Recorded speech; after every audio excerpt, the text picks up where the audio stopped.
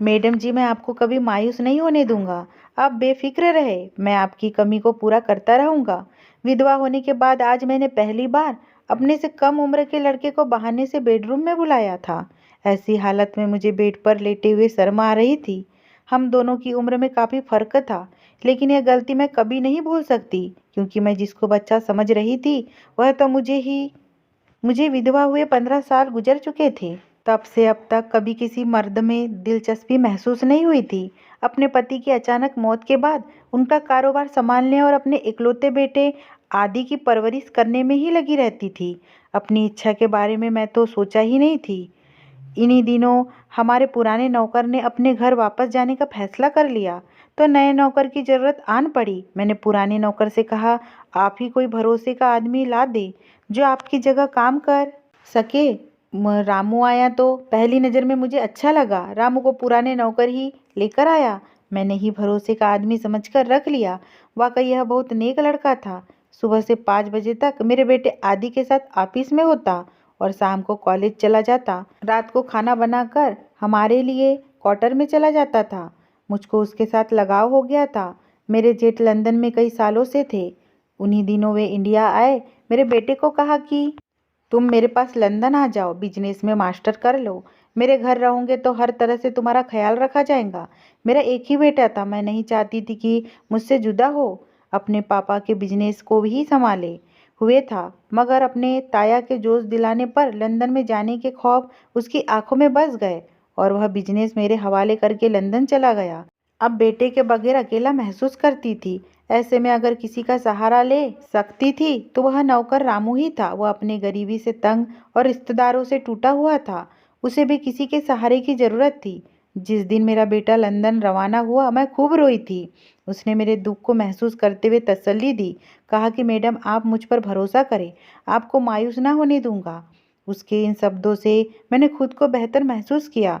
उस वक्त मुझे अपने ऊपर एहसास हो रहा था, जिस बेटे के लिए उम्र के सारे सुनहरे दिन खो दी, इसको पाला पोसा बड़ा किया, वही मुझे छोड़कर चला गया था। मैं अपने कमरे में बैठी बेटे के यादों में खोई हुई थी। आज मुझे जिंदगी की तमाम चीजें याद आ रही थी। ऐसे में हमदर्दी के चंद लम्हे लिए मेरा नौकर मेरे पास आ गया। उसकी नज़रें मेरे उदास चेहरे पर जाकर रह गई थी। उसने मुझे दिल से दिलासा दिया। मेरे बेटे को कई 5 साल हो गए थे। 5 साल गुजरने के बाद अब मेरा नौकर मजबूत इंसान नजर आ रहा था। उसका वह लड़कपन और बालपन खत्म हो चुका था। वह एक जवान मर्द दिखाई दे रहा था।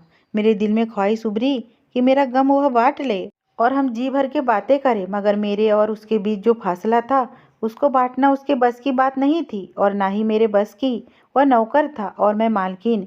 उस दिन के बाद मैं हर तरह से उसका ख्याल रखने लगी थी। वह भी पहले से ज़्यादा मेरी बात मानने लगा। कई बार सोचा कि अगर मैं यह ज़िंदगी छोड़कर एक बार फिर से नई ज़िंदगी के बारे में सोचती हूँ तो यकीनन इसी तरह के जवान साथी की इच्छा करती, जो औरत का इज्जत करने के साथ साथ उसके दिल की बातें कोई जानता हो। लेकिन ज़िंदगी के इस मोड़ पर जब मेरा जवान बेटा था और मेरी उम्र 45 साल थी, इस तरह की इच्छा करना सिर्फ सपना ही था। मेरी और रामू की उम्र में बहुत फर्क था। वह उम्र में मेरे बेटे के बराबर का था। उसकी उम्र 22 वर्ष हो गई थी। उसने मेरे हर गम में मेरा साथ दिया। उसके कारण मुझे वह एहसास मिला जो किसी भी औरत को उस वक्त ज़रूरत होती है जब वह अकेली और मजबूत बगैर सहारे की ज़िंदगी गुजार रही हो। अगर दौलत के एक सहारा होती है, मगर यह इतना मजबूत सहारा नहीं होता। कभी कभी तो दौलत औरत को बहुत ज़्यादा नकचड़ी कर देती है। उन्हीं दिनों से मेरा नौकर रामू मेरा ज़्यादा ख्याल रख रहा था और मेरे दिल में उसके लिए जज्बात पैदा हो रहे थे जो मेरी उम्र की औरत को शोभा नहीं देते। मैं तो एक बच्चे की माँ बनी और विधवा हो गई। मेरी उमंगें और आरज़ू अधूरी रह गई। अब जबकि अपनी जिम्मेदारी से जागी तो मेरे दिल के सोए हुए औरत भी जाग गई। सोचती काश मेरी कोई और औलाद होती और कभी सोचती कि क्यों नहीं मैंने फिर से अपना घर बसाया था। आज मेरे आसपास मेरे अपने होते और अब जब भी रामू हिसाब किताब लेने आता वह मेरे सामने बैठा होता, फिर नीयत अजीब हो जाती। मैं किस तरह से उसको अपनी नीयत बताती कि दोबारा से अपना घर बसाना चाहती हूँ। अब समझ में आया कि क्यों विधवा का घर दोबारा बसा लेना अच्छा होता है। लोग कहते थे कि विधवा का शादी कर लेना कोई जुर्म नहीं है और मैं इन बातों से अच्छा महसूस नहीं किया करती थी। गुस्सा आता था या क्यों ऐसी बातें मेरे सामने करते थे? विधवा होना कोई जुर्म तो नहीं। मेरे पास घर दौलत और औलाद सब कुछ है, मुझे किसी सहारे की भी जरूरत नहीं। मगर अब लगता है कि औरत का हर हाल में असली सहारा उसका जीवन साथी होता है। एक दिन हम दोनों गाड़ी में सब्जी लेने मार्केट जा रहे थे। कार एक जगह सिग्नल बंद होने के बाद रुकी तो एक बूढ़ा भिखारी ने हाथ फैलाकर कहा, कुछ दे दो, भूखा हूँ। भगवान आपकी जोड़ी सलामत रखे। मैंने 50 रुपए उसको दे दिए और कार आगे बढ़ गई। मैं कीन हैरानी से रामू की तरफ देखा, कुछ हैरान सा हो गया। तभी उसकी हैरानी को दूर करने के लिए मैं बोली, कमाल है, कभी कभी यह भिखारी बिना कैसे अनोखी बात कह देते हैं। अब इस उम्र में भी कोई औरत शादी कर सकती है? कोई नहीं। मालकिन, आप किसी तरह भी ज्यादा उम्र की नहीं लगती, जबकि मैं इस नतीजे की वजह से आपसे उम्र में ज्यादा लगता हूँ। उसकी यह बात सुनकर मेरे दिल में खुशी का दरिया बहने लगा। मैंने कहा, इंसान को स्मार्ट रहना चाहिए, अपने आप का ख्याल रखना चाहिए। सुनो रामू, अगर तुम तो ऐसे काम में मग्न हो कि अपने शरीर का भी तुम्हें होश नहीं रहा। कहने लगा, मैंने कह दिया, लेकिन यह बात करके खुद ही शर्मिंदगी हो गई। अब मुझे देखकर उसने मेरी नीयत को दूर करना चाहा। मैडम सही है, अब वाकई अपनी उम्र से 10 वर्ष कम लगती है। बस रहने भी दो, तुम मुझे गलतफहमी में डाल रहे हो। मैडम, मैं सच्ची कह रहा हूँ, आप अब भी बहुत खूबसूरत है, खुद से बेशक कम उम्र की लगती है। आपने जिंदगी में क्या देखा है? आपको तो सिर्फ अपने बच्चे की परवरिश और उसकी देखरेख की फिक्र रही। चाहे तो आपने खुशियाँ हासिल कर सकती थी। क्या कह रहे हो रामू? मैं हंस पड़ी। क्या मुझे बहला रहे हो? नहीं नहीं, मैं अपनी औकात से आगे बढ़ गया, दबी अंदाज में बोला, माफ़ी मांगना चाहता हूँ, शायद आपको मेरी बातें अच्छी नहीं लगी। आपने बेख्याली में क्या कह गया, ऐसी यह बात नहीं है, मगर तुम ही सोचो, जबकि आज की उम्र की लड़कियां घर में बिन ब्याही बैठी है। मुझ जैसे आधी उम्र विधवा से कौन शादी करेगा? वह थोड़ी देर चुप रहा, फिर बोला, अगर आप नाराज ना हो तो एक बात कहने की गलती करूं। कहा कि सुनाओ, मैं आपसे शादी करना चाहता हूँ, मुझे आप पसंद है। अगर आप चाहे तो। मैं उसकी बात सुनकर हैरान रह गई। कभी सोचा भी ना था ऐसा फरमाइश मेरा नौकर करेगा, कभी मुझे इतनी बड़ी बात कह देगा। मैं एकदम खामोश हो गई। वह समझा मैं नाराज हो गई हूँ, तब उसको भी साफ सूंघ गया। कुछ देर खामोशी के बाद उसने कहा, मैडम मुझे माफ़ कर दीजिएगा, आपसे यह बात करके बहुत शर्मिंदा हूँ। मैंने खुद को संभाला, दिल की धड़कनों को काबू किया और कहा, मैं नाराज नहीं हूँ। रामू, तुम वाकई बहुत अच्छे हो, लेकिन हमारी उम्र में बहुत फर्क है। तुमने मुझसे हमदर्दी के तहत ऐसी जज्बाती बात कही है, लेकिन जज्बाती फैसलों पर हमेशा इंसान को पछताना पड़ता है। उसने मुझसे मिन्नत करके कहा, लेकिन यह जज्बाती फैसला बिल्कुल नहीं है। मैंने बहुत सोच समझकर यह बात कही है। मेरी और तुम्हारी उम्र का इतना फर्क है रामू, अब मैं बच्चों की माँ भी नहीं बन सकती। मैं इस उम्र से भी आगे निकल चुकी हूँ, जबकि तुम्हारी उम्र के लोग शादी के बाद बच्चों की ख्वाहिश करते हैं। आपकी औलाद है ना, आदि को संभाल कर रखे, और मैं जरूरी नहीं समझता कि मेरी औलाद हो। मुझे लगा कहीं यह मेरी दौलत पर नजर न जमाया हो। छोटे बंदे से शादी करने का मतलब तो बुढ़ापे में खुद की पट्टी पलट करना है। अच्छा, तुम सोच लो, मैं सोचकर जवाब दूंगी। और मैं सख्त कसमकस में थी। दिल कहता कि इस बात को मान लूं, और दिमाग कहता नहीं, अब वक्त बीत गया है, इंसान इतने भी अच्छे नहीं होते, अच्छे अच्छे मर्द भी धोखा दे दिया करते हैं।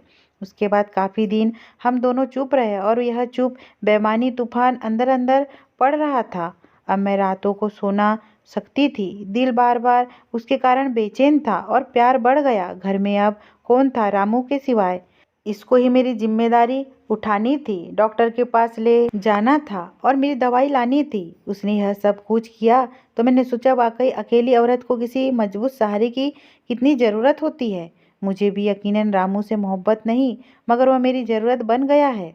उसने अपने साफ सुथरे जज्बात से ऐसी जगह बनाई थी कि दिमाग ने उसको नौकर के बजाय अपना हम साथी समझना शुरू कर दिया था। अब मैं हर दिन सोचते रहती कि ज़्यादा सोचने से मेरा वजूद भी अब जवाब दे गया। सर में दर्द रहने लगा था। मैंने बिजनेस के मामले से भी हाथ उठा लिया, सारी जिम्मेदारी रामू को दे दी थी। एक दिन सर में बहुत दर्द था और मैंने अपने हाथों से अपना सर दबा रही थी कि रामू ऑफिस से आ गया। उसके हाथ में कुछ फाइलें थी। मेरे कमरे में आने की इजाज़त मांगी। मैंने भी कहा कि आ जाओ। मैंने कहा कि यहीं मुझे फाइल दिखा दो, मगर मेरा सर दर्द से फट रहा था। वह कुर्सी लेकर मेरे पास आ बैठा, फाइल एक तरफ रख दी और बोला, क्या मैं आपका सर दबा दूं? नहीं मगर फाइल मत खोलो, सुबह दिखा देना। उसने मना करने के बावजूद मेरे सर पर हाथ रखा और दबाने लगा। मुझे सुकून मिला, बेशक मुझे बहुत सुकून मिल रहा था। हालांकि मैंने पति की मौत के बाद कभी किसी मर्द की तरफ आंख उठाकर भी नहीं देखा था और इज्जत की जिंदगी गुजारी थी। कभी कभी कोई कमजोर पल इंसान को अपने वश में कर लेता है। बस मैंने आंखें बंद कर ली और यूं जाहिर किया कुछ होश ना हो। उस वक्त रामू ने भी जान लिया कि मैं क्या सोच रही हूँ। मेरे कमरे से चला गया फाइल लेकर। मैं सुबह पहले चेक करवा लूँगा। वह बोला, मैडम आपकी तबीयत ठीक नहीं है, आप आराम करें। अगले दिन भी ना आया और ना ही उसके बाद वाले दिन। तभी मैंने उसको फ़ोन किया। वह बोला, ऑफिस से आज आपके पास आ जाऊँगा। सोचा आप आराम कर रही है, मैं भी यहाँ व्यस्त हूँ। ऑफिस में काम ज़्यादा था, उसका लिहाजा इस कदर शांत था कि मुझे लगा वह मेरे घर के काम छोड़कर चला जाएगा। उसको मेरे दर्द और परेशानी का अच्छी तरह पता था। शाम को वह आ गया, मुझसे कुछ फाइलें चेक करवाई, कुछ कागजात पर दस्तखत करवाने थे, वह भी कर दिए। तब उसने कहा, मैडम आपने मेरी बात का जवाब नहीं दिया अभी तक। आप शायद इतनी ज़रूरी फैसले से डरती है, शायद आपको मुझ पर भरोसा नहीं है। कोई बात नहीं, हम भुला देते हैं कि हमारे बीच कोई ऐसी बात हुई है।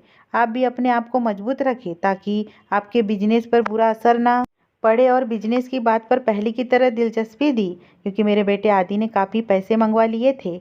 अब मैं और ज़्यादा बिजनेस पर ध्यान देने लगी। मेरे गम के बादल हट गए, मगर उसका ख्याल दिल से ना गया था। ना चाहते हुए भी कह दिया कि मुझे रामू की ज़रूरत है। मेरे बेटे को ऊपर वाला सलामत रखे, मगर अब वह अपनी नई जिंदगी में गुम हो गया है। मुझे मालूम है कि मैं वाकई घर बसाना चाहती हूँ, मगर तुम्हारे बारे में सोचती हूँ तुमको इसमें घाटा होगा, जबकि मुझे नहीं। वह बोला, क्योंकि मैंने समझकर फैसला किया है तो ठीक है, मगर बेटे को कैसे कहूँ कि मैं इस उम्र में शादी कर रही हूँ। आप अपने जेठ को कहो।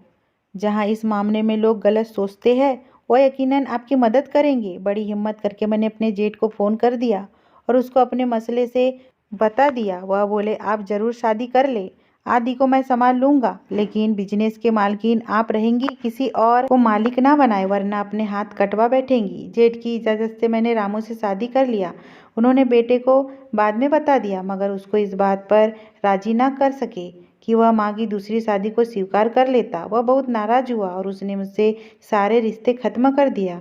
कुछ साल बाद इंडिया आकर बिजनेस भी अपने नाम करवा लिया और मुझे सिर्फ मकान और जेवरात लेकर सारी दौलत खुद ले गया। बेटे को बिजनेस संभालते देखकर मैं भी खुश थी, मगर यह काश मुझसे राजी हो जाता, क्योंकि मेरी दौलत का लालच रामू को ना था। उसको एक और जगह बहुत अच्छी नौकरी मिल गई। यह कदम उठाकर मैंने अपना बेटा जरूर खोया, मगर मैं खुशकिस्मत मानती हूँ कि मैं रामू से मुझे कोई शिकायत नहीं है। उसने वाकई उम्र के फ़र्क के बावजूद मुझसे सच्ची मोहब्बत की, मेरा इतना ख्याल रखा, जरा भी तकलीफ ना होने दी। लेकिन मेरा दिल उसकी इतनी सारी मोहब्बत पाकर भी बेसुकून ही रहा, क्योंकि जिस बेटे को जवानी के सुनहरे दिनों को कुर्बान करके परवान चढ़ाया, मगर आज उसको मुझसे मिलना मंजूर नहीं। अगर ये स्टोरी आपको पसंद आई हो दोस्तों, तो प्लीज़ मेरे चैनल को सब्सक्राइब करना बिल्कुल ना भूलें।